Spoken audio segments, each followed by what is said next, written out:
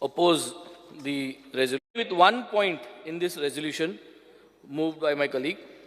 The sentiments of Sri Ram are beyond religion, caste, creed, and place of residence.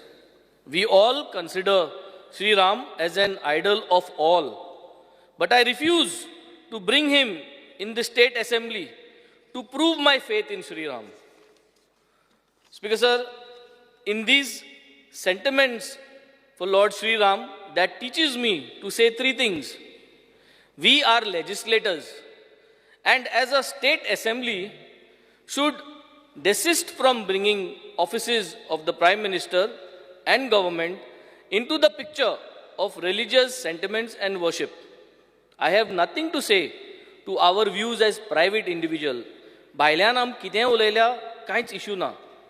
पूण हांगा it is bad and retrograde for a legislator to resolve for declaring January 22nd as a public holiday.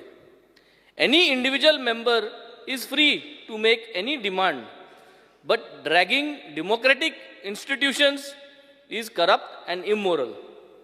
Speaker Sir, I am reminded of the oath I took as an MLA. Let me put it on record here. What is the oath and affirmation of a MLA?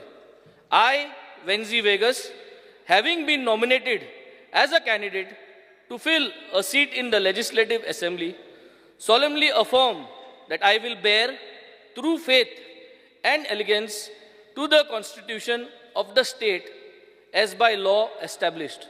Speaker Sir, Sri Ram belongs to all of us. Let us not treat the temple of Ayodhya as a government office. Let us not tie Sri Ram to the central government. Speaker Sir, oath as an MLA prevents me from supporting this resolution in the current form and resolving to declare the date as a public holiday is that most unhealthy trend and convention setter. Speaker Sir, it is for you to intervene. You as the constitutional authority should have disallowed such a resolution to come in.